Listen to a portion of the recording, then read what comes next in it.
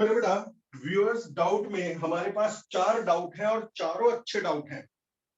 पहला डाउट ये है कि इन इक्वेशंस को, इसमें सिंपल हार्मोनिक मोशन की इक्वेशंस दे रखी हैं और उनके कॉरस्पॉन्डिंग सर्किल बनाने हैं। Plot the corresponding reference circle for each of the following. ठीक, इंडिकेट द इनिशियल पोजीशन और बताइए रेडियस क्या है। मतलब आपको 4 इक्वेशन कौन सी दी है पहले लिख लूं फिर समझाऊंगा। x is equal to -2 sin 3t plus pi by 3। एक ऐसा सर्कुलर मोशन दिखाओ ड्रॉ करके। मैंने आप लोगों को बताया था circular motion is the combination of 2 simple harmonic motion. कौन कौन से? एक्स कोऑर्डिनेट और वाई कोऑर्डिनेट। वो वीडियो पढ़ी हुई होनी चाहिए, नहीं तो फिर दिक्कत आएगी यदि आपको ये नहीं पता कि एक्स कोऑर्डिनेट और वाई कोऑर्डिनेट ऑसिलेट कैसे करते हैं। तो एक ऐसी क्वेश्चन, ऐसा सर्किल बनाओ जिसमें एक्स कोऑर्डिनेट इस फॉर्मूले के अकॉर्डिंग ऑसिलेट करे। दूसरा, x is equal to cos pi by 6 minus t. तीसरा, x is equal to 3 sine 2 pi t plus pi by 4। और चौथा और आखिरी, x is equal to 2 cos pi t. तो हमें 4 सर्किल बनाने हैं सर्कुलर मोशन, और इन्होंने कहा है वो सर्कुलर मोशन एंटी क्लॉकवाइज दिखाने हैं जिनमें x कोऑर्डिनेट का वेरिएशन इन फॉर्मूलों के हिसाब से हो। तो पहले 5 मिनट में आपको इसकी हल्की सी थ्योरी रिवाइज करवाता हूं। मेरे बेटा, जब कोई बॉडी सर्कुलर मोशन में घूमती है r रेडियस में, तो x कोऑर्डिनेट कैसे ऑसिलेट करता है वो मैं आपको एक बार रिवाइज करवा दूं, हल्का सा, पूरा नहीं। जब बॉडी यहां है, ये है x, ये y एक्सिस, ये x एक्सिस। तो जब बॉडी यहां है तो x कोऑर्डिनेट है r। अब मैं सिर्फ x कोऑर्डिनेट को बना करके दिखा रहा हूं। ये ओरिजिन, x कोऑर्डिनेट r। जब बॉडी घूम करके यहां पहुंच गई तो x कोऑर्डिनेट हो गया 0। जब बॉडी घूम करके यहां पहुंच गई तो x कोऑर्डिनेट हो गया -r। जब बॉडी घूम करके यहां आ गई तो x कोऑर्डिनेट फिर से हो गया 0। फिर बॉडी घूम के यहां आ गई तो x कोऑर्डिनेट फिर से हो गया r। अब इक्वेशन सुनिए, मोशन कहां से स्टार्ट होगा और उसकी क्या इक्वेशन होगी। इन सभी की इक्वेशन कैसे बनाई जाती है, पहले रफ आइडिया उसका मिल जाए तो क्वेश्चन प्लॉट करने आसान हो जाएंगे। यदि ऑसिलेशन यहां से शुरू हो तो उसकी इक्वेशन होती है x is equal to r sine omega t. कैसे? ओमेगा टी एंगल है, ओमेगा टी एंगल है। मुझे बताओ, इस समय हमारी बॉडी जो है टाइम जीरो पर यहां है, तो मुझे बताओ टाइम जीरो पे एक्स कोऑर्डिनेट इस फॉर्मूले से क्या आ रहा है। जब टाइम जीरो तो ओमेगा टी जीरो तो sine zero zero, sine zero zero तो एक्स कोऑर्डिनेट 0। तो मोशन यहां से शुरू हो गया, टाइम जीरो पे बॉडी यहां थी, तो उसकी इक्वेशन होती है आर साइन ओमेगा टी। यदि यहां से 30 डिग्री आगे से शुरू हुआ, यानी टाइम जीरो पर यहां थी, यहां से शुरू हुआ और फिर घूमती चली गई, तो यदि यहां से शुरू हुआ तो टाइम जीरो पर यहां पर एक्स कोऑर्डिनेट 0 नहीं था। इसकी इक्वेशन होती है x is equal to r sine omega t plus five. Five का मतलब 30 डिग्री, यदि फाइव है तो फाइव रख दो, 30 है तो 30 रख दो। यदि मोशन यहां से शुरू हुआ तो ये बेस लाइन कहलाती है। बेस लाइन से 90 डिग्री आगे से शुरू हुआ, तो इसकी इक्वेशन होगी x is equal to r sine omega t plus pi by 2। लेकिन sine omega t plus pi by 2 तो कॉस ओमेगा टी होता है। टाइम जीरो पर यहां है तो उसकी इक्वेशन ये है। अच्छा देखो, क्या ये इक्वेशन टाइम जीरो पे सही एक्स कोऑर्डिनेट बता रही है? मुझे बताओ, टाइम जीरो पे एक्स कोऑर्डिनेट क्या है? ओरिजिन से r डिस्टेंस पर है तो टाइम जीरो पे एक्स कोऑर्डिनेट r। मेरा फॉर्मूला क्या कह रहा है? मेरा फॉर्मूला भी यही कह रहा है कि टाइम को 0 रखो तो omega into 0 0। 0 plus pi by two sine pi by two 1 और 1 इंटू आर आर, यानी एक्स कोऑर्डिनेट आर। 100 बात की एक बात, यदि यहां से आप 2 पाई बाई 3 आगे यहां से शुरुआत करते हैं, ये बेस लाइन है, सारी कैलकुलेशन यहीं से होंगी। यदि आप यहां से 2 पाई बाई 3 एंगल आगे से शुरू करते हैं, यानी टाइम 0 पर यहां थे, तो इक्वेशन होगी x is equal to r sine omega t plus 2 pi by 3। समझ गए? आर क्या है? सर्किल की रेडियस। तो बताओ बेटा, यहां से शुरू किया तो ये बेस लाइन है, इक्वेशन एक्स कोऑर्डिनेट की x is equal to r sine omega t. यहां से शुरू किया तो x is equal to r sine omega t plus 5। यहां से शुरू किया तो क्योंकि ये यहां से पाई बाय 2 आगे है, तो x is equal to r sine omega t plus pi by 2। यहां से शुरू किया, ये बेस लाइन से 2 पाई बाय 3 आगे है, तो x is equal to r sine omega t plus 2 pi by 3 and so on. कोई बच्चा पूछे, अब बताओ यहां से शुरू किया तो क्या इक्वेशन होनी चाहिए? नव्या बता सकते हो बेटा? यहां से शुरू किया यदि बॉडी ने रोटेशन, तो एक्स कोऑर्डिनेट की इक्वेशन क्या होनी चाहिए? सर कितना आगे है यहां से? पाई। Yes sir, pi.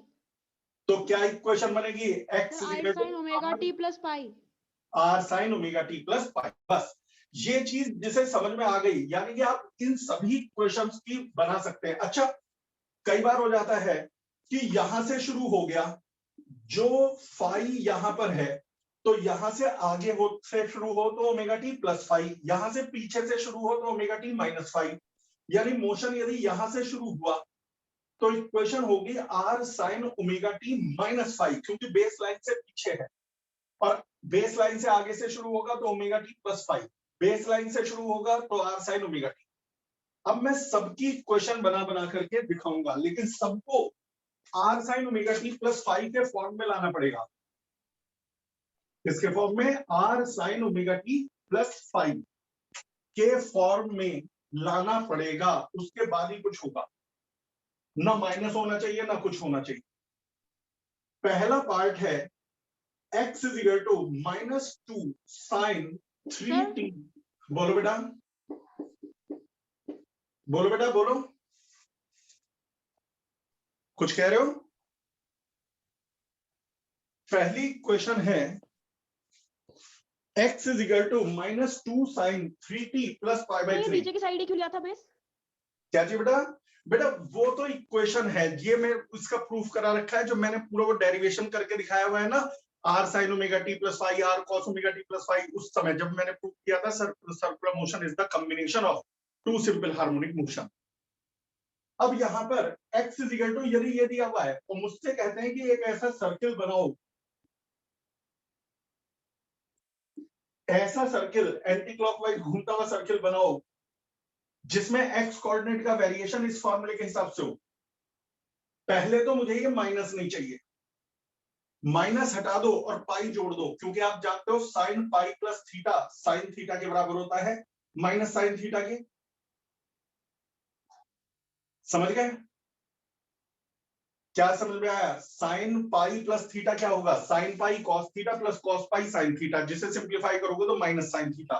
तो जब भी माइनस साइन हटाओ तो प्लस पाई जोड़ दो। अब इसे कंपेयर करो r sine omega t plus five से। आर है 2, यानी सर्किल की रेडियस है 2। अब यदि एसआई यूनिट में है तो 2 मीटर, सीजीएस में है तो 2 सेंटीमीटर, क्वेश्चन में कुछ दिया भाई नहीं तो 2 यूनिट्स लिख देना।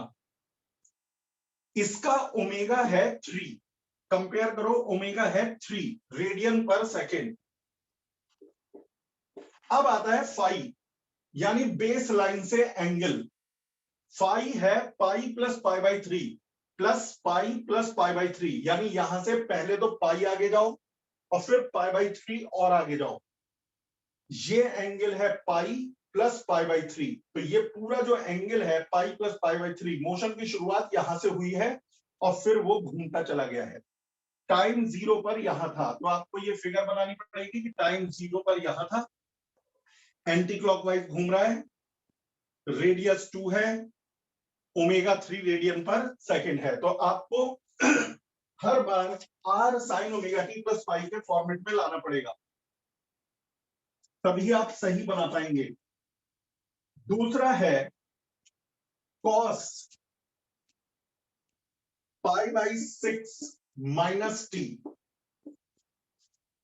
अब इसे साइन में बदलना है, तो पहले cos pi by 6 minus T को लिखो cos t minus pi by 6, उल्टा कर दो। अब कई बच्चे कहेंगे कि कैसे उल्टा कर दिया? मेरे बेटा मैथ्स का सबसे बेसिक फंडा है cos ऑफ माइनस थीटा बराबर होता है cos थीटा के। cos ऑफ माइनस थीटा बेटा बराबर होता है cos थीटा के, जिससे t पॉजिटिव हो जाए। दूसरा नंबर, cos को बदल दो साइन में। जब cos को साइन में बदलोगे तो इसमें पाई बाई 2 जुड़ जाएगा। Sine 90 plus theta cos theta होता है, दोबारा देख लेना video. Sine 90 plus theta cos theta होता है। यहां 1 लिख दो, यहां 1 लिख दो।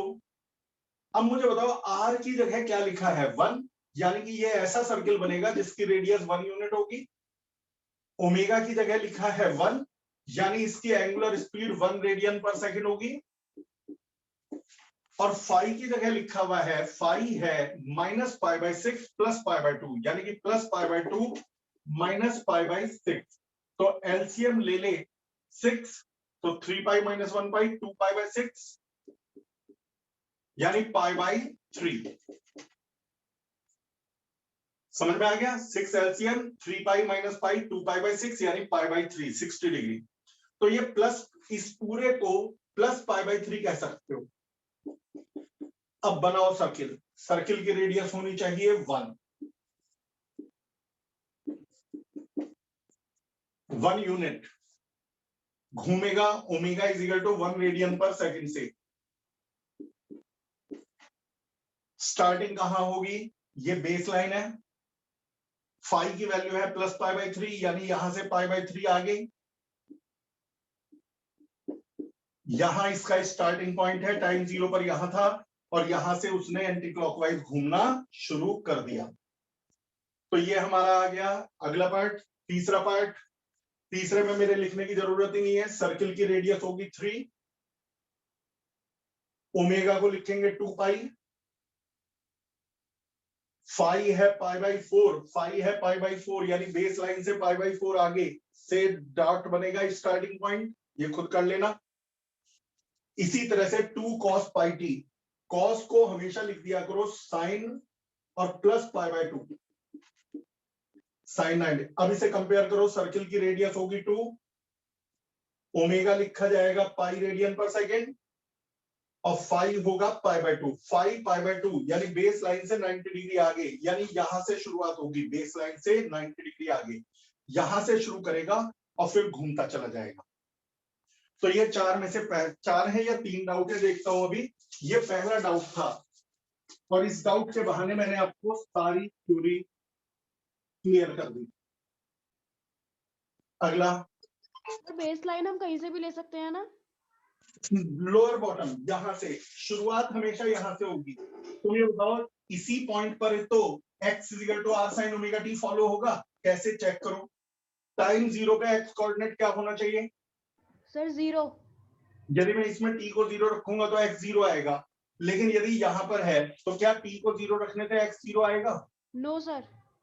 तो ये गड़बड़ हो जाएगा, इसी से शुरुआत करनी है। अगला क्वेश्चन,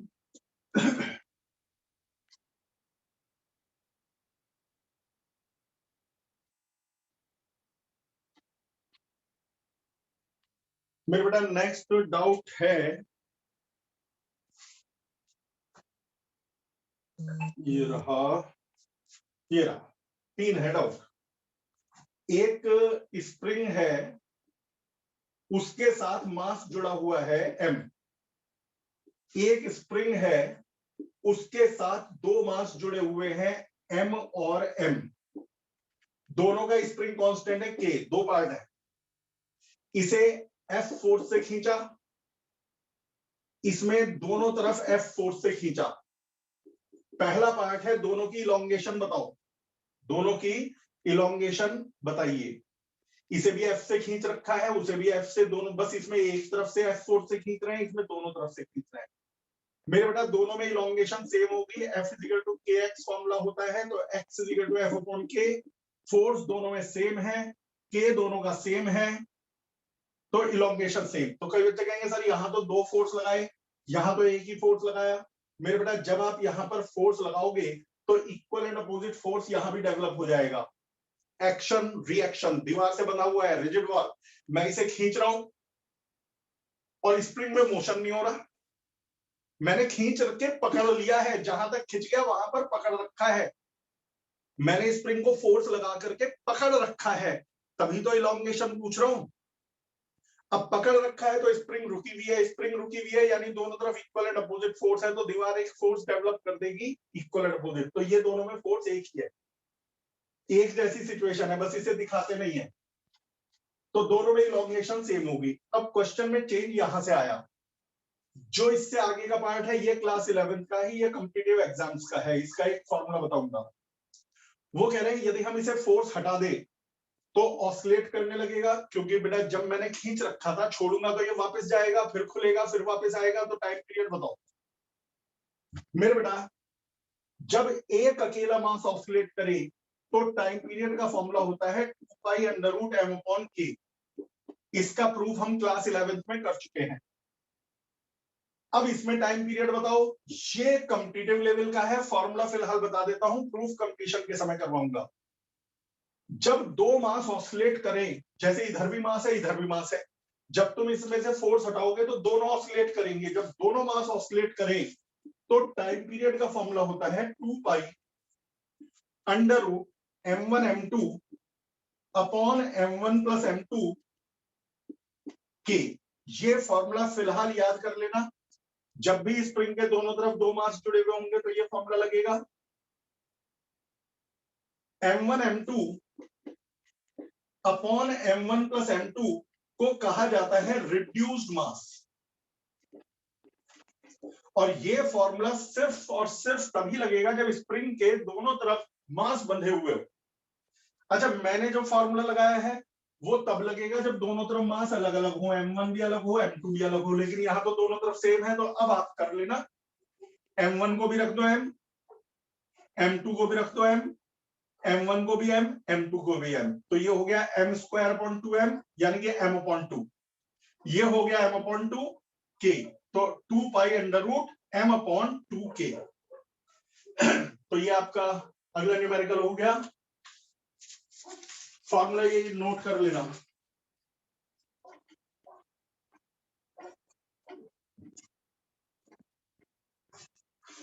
नेक्स्ट,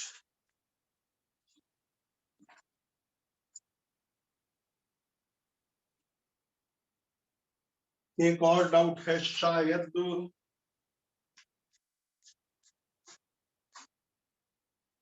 हाँ एक और है, वो है कि एक इक्वेशन है y is equal to 0.06 sine 2 pi x upon 3 cos 120 pi t। ये इक्वेशन, और ये किसी वायर पर बनने वाली वेव की इक्वेशन है, वायर पर बनने वाली वेव की इक्वेशन है। जिस वायर पर ये वेव बन रही है उसकी मास डेंसिटी है, the length of the spring है 1.5 मीटर और इसका मास है 3 इंटू 10 की पावर -2 kg। ये हमारे को दे रखा है। पहला part, does the function represent travelling wave और स्टैंडिंग वेव। बेटा आपने पढ़ी है स्टैंडिंग वेव ओपन स्ट्रिंग में, क्लोज ओपन ऑर्गन पाइप में, क्लोज्ड ऑर्गन पाइप में। जो ट्रेवलिंग वेव होती है वो y is equal to r sin omega t plus kx type की होती है, जिसमें साइन अलग हो कॉस अलग हो, वो स्टैंडिंग वेव होती है। ये एक स्टैंडिंग वेव की इक्वेशन है जिसमें नोड और एंटी नोड बनते हैं। पहचान क्या है? साइन भी है कॉस भी है। ठीक, पहला पॉइंट तो ये पूछा उन्होंने।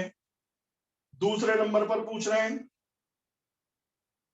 हाँ ये जो वेव है उसकी वेवलेंथ, फ्रीक्वेंसी और स्पीड बताइए। पहले वेवलेंथ याद है, ओमेगा टी और के एक्स होते हैं हमेशा। टी का कॉफिशिएंट होता है ओमेगा, एक्स का कॉफिशिएंट होता है के। तो टी का कॉफिशिएंट है 120 पाई, लेकिन टी का कॉफिशिएंट होता है ओमेगा, और ओमेगा खुद है 2 पाई बाई कैपिटल टी। पाई से पाई कट गया, तो टाइम पीरियड आ जाएगा हमारे पास 1/60 सेकेंड्स, और फ्रीक्वेंसी आ जाएगी 60 हर्ट्ज। दूसरा पार्ट, उसी में उन्होंने कहा वेवलेंथ बताओ, तो x का कॉफिशिएंट होता है k, 2 पाई बाई 3 है k, और यदि आप भूले नहीं हो तो k होता है 2 पाई बाई लैम्डा। तो 2 पाई से 2 पाई कट गया, तो lambda is equal to 3 metre. फिर उन्होंने कहा स्पीड बताओ, तो स्पीड का फॉर्मूला होता है न्यू लैम्डा।